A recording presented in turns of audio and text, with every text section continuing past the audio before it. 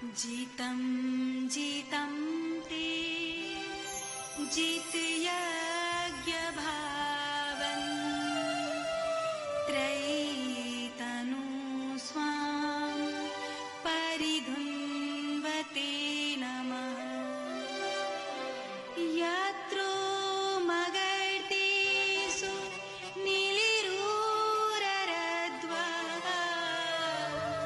तस्मै नमः कारणसूकरायते। तस्मै नमः कारणसूकरायते।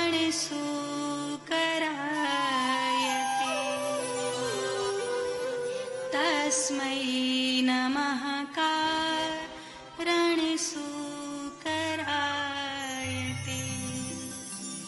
हे प्रभु, हे यज्ञ स्वरूप नारायण, आप हमारे श्री हरि हो।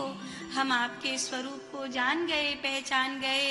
आप हमारे उद्धार के लिए, हमारे कल्याण के लिए, हम सब जीवों को सुख देने के लिए ये सूकर का रूप लेकर के आए हो। हे वाराह का रूप धारण करने वाले, हे शूकर का रूप धारण करने वाले भगवान, हम आपको बारंबार प्रणाम करते हैं। आपको नमस्कार है, नमस्कार है, नमस्कार है। ऐसा कहकर महात्माओं ने स्तुति गाई और वाराह भगवान खुश होकर जोर से अपने आप को फरफराने लगे।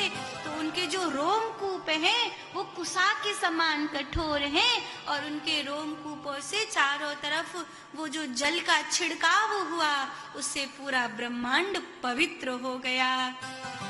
और वही परंपरा आज तक चली आ रही है कि पंडित जी जजमान के ऊपर छींटा मारते हैं। अपवित्रो पवित्रो वा सर्वावस्थांगतोऽपि वा यः स्मरेत् पुंडरीकाक्ष सभायान्तरः शुचिः पुंडरीकाक्ष पुनातु पुंडरीकाक्ष पुनातु पुंडरीकाक्ष पुनातु माम्।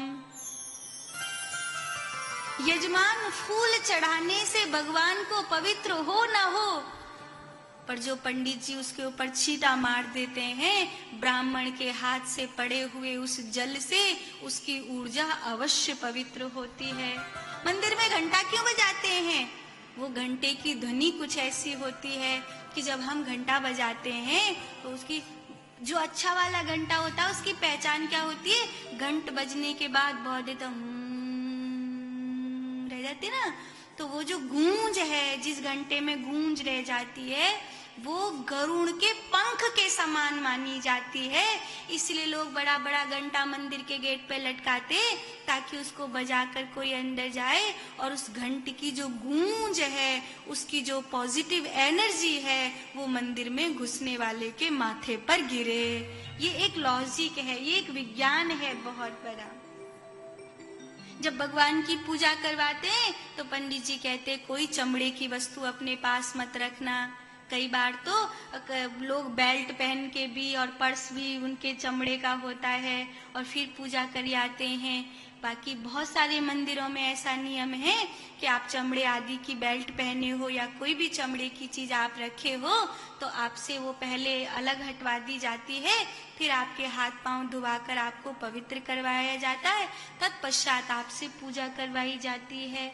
क्योंकि कोई भी अपवित्र वस्तु आपके पास नहीं रहे, ताकि आपको जो पूजा के बाद पवित्रता प्राप्त होने वाली है वो खंडित नहीं होवे। इसीलिए जब चढ़ाते हैं तो उल्टा हाथ करके लह भगवान के ऊपर पटकना दे में फूल है पैसा है कि ले जी। हमेशा जब भी चढ़ाते हैं हथेली आकाश की ओर ही करके चढ़ाते हैं। आप चाहे फूल चढ़ाओ, गणपति बप्पा को दूर्वा चढ़ाओ, प्रसाद चढ़ाओ, जो भी आप पूजा में अक्षत चढ़ाओ, तो ये नियम है कि हथेली आकाश की ओर करके ही फिर आपको वो निवेदित करना चाहिए। यज्ञ में भी उल्टा हाथ करके ऐसे आहुति नहीं डाली जाती। जब भी यज्ञ में आहुति डाली जाती है तो हमेशा इसी प्रकार डाली जाती है। हथेली आपकी आकाश की ओर हो तभी वो पूजा देवताओं को स्वीकार होती है। आपको अपनी पूजा देव को स्वीकार करानी है तो उसी परिपाटी से, उसी नियम से, जो एक विज्ञान बंधा हुआ है। हर चीज का अपना विज्ञान है। माथे पर तिलक लगाने का अपना विज्ञान है। आपको एक तो आज्ञा चक्र का स्पंदन महसूस होने लग जाता है और दूसरा इसलिए कहते कभी सूखा तिलक ना कभी किसी के लगाना चाहिए, ना सूखा तिलक कभी किसी से लगवाना चाहिए। खासकर सिंदूर तो सूखा कभी नहीं लगाना चाहिए, सिवाय सन्यासी को छोड़ के या मुर्दे को छोड़ के। थोड़ा जल डालकर ही उसमें लगाना चाहिए। तिलक में सूखा तिलक कभी किसी के न लगाओ न लगवाओ।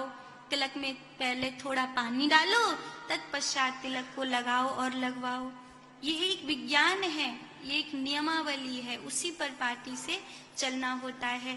जब कोई हमारे तिलक लगा रहा है तो हमें अपना दाहिना हाथ अपने सिर पे रख लेना चाहिए। आज्ञा चक्र पे जब भी किसी श्रेष्ठ की सूर्य उंगली का स्पर्श होगा तो आज्ञा चक्र की ऊर्जा ज्वलंत होगी और वो सीधी ब्रह्मरंध्र की ओर भागेगी। तो वो जो ब्रह्मरंध्र की ओर ऊर्जा भाग रही है वो ऊर्जा कहीं हमसे चूक नहीं जाए, इसीलिए माथे पर अपनी चुटिया पर हाथ रखना। ये जो जहाँ पे शिखा आचार्य लगाते हैं यहाँ पर हाथ रखने का विधान है कि यहाँ ब्रह्मरंध्र पे अपना हाथ रख के ही तिलक लगवाओ। कोई को तो पता ही नहीं होता, ऐसे भी हाथ रख लिया, ऐसे भी रख लिया, नहीं भी रखा तो ही ठीक है। अगर कोई श्रेष्ठ आपके माथे पर तिलक लगा रहे हैं, आपके गुरुजन आदि हालांकि तो जल्दी से लगाते नहीं है, पर अगर लगा रहे हैं तो ये नियमावली का, इस विज्ञान का पालन करने से उसका पूरा फल आपको प्राप्त होता है। वाराह भगवान के रोमकूप ने सबसे पहले ब्रह्मांड को पवित्र किया था, तब से ये नियम चला आ रहा है कि आज भी कुशा से दुर्वा से आचार्य अपने यजमान को पूजा करवाने से पहले पवित्रीकरण अवश्य करते हैं। वाराह भगवान की कथा सुनकर विदुर जी को बहुत आनंद हुआ। देवता जय जयकार करने लगे और खुशियां मनाकर धरती की पुनः स्थापना करने लगे। बोलिए वाराह भगवान की जय, धरती मैया की जय। विष्णु पदाब्ज संभूति। धरती कैसी है? विष्णु पदाब्ज संभूति। भगवान के श्री चरणों की खबर देती है हमें। ये भगवान की वामांगी है। धरती को भगवान की पत्नी भी कहा गया है। इसीलिए कहते हैं धरती पर सुबह सुबह पैर छुआने से पहले उसे पूजना अवश्य चाहिए। समुद्र वसने देवी पर्वत स्तन मंडिता, विष्णु पत्नी नमस्तुभ्यं, पादे स्पर्शं क्षमस्व मे।